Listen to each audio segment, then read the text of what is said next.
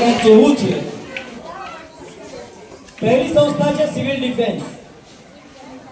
અત્યારે આપણે જોઈએ છે રાજકોટમાં વડોદરામાં ઘણી બધી દુર્ઘટનાઓ થઈ, ઘણા બધા બાળકોએ જીવ ગુમાવ્યા. તો આવી આપદાઓ જ્યારે આવે છે ત્યારે કઈ રીતે તેમાંથી આપણે સલામત રીતે બહાર નીકળવું તેની જો કોઈ તાલીમ આપતું હોય તો એ સિવિલ ડિફેન્સ ડિપાર્ટમેન્ટ છે.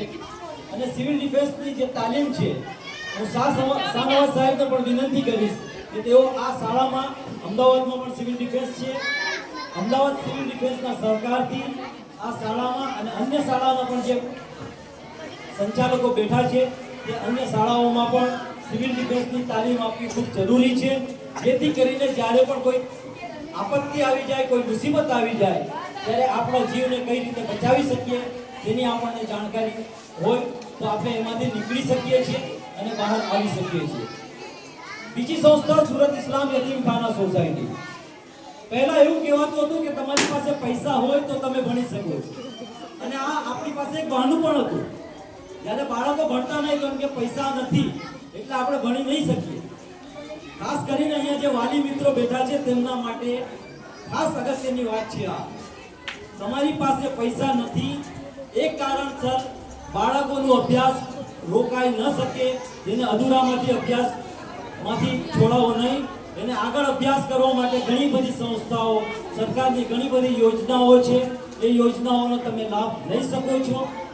સુરત ઇસ્લામ યતીમખાના સોસાયટી પણ આવી જ યોજનાઓ ચલાવે છે અને તે સમગ્ર ગુજરાતમાં ધોરણ 10 પાસ થયા પછી, ધોરણ 10 પછીના વિદ્યાર્થીઓની પરીક્ષા લે છે.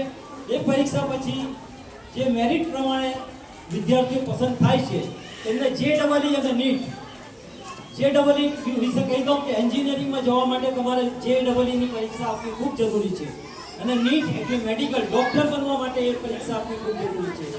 આ બંને પરીક્ષાની તૈયારી, એનું કોચિંગ તદ્દન મફતમાં, રહેવાના અને ખાવાની તદ્દન મફત સગવડ સાથે, હોસ્ટેલની ફેસિલિટી સાથે અમારે ત્યાં કરાવવામાં આવતી હોય છે.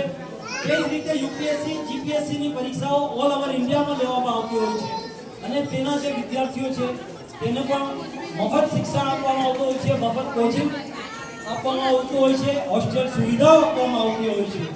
અને સમગ્ર ભારતમાંથી આ વિદ્યાર્થીઓ અમારે ત્યાં આવીને ભણે છે.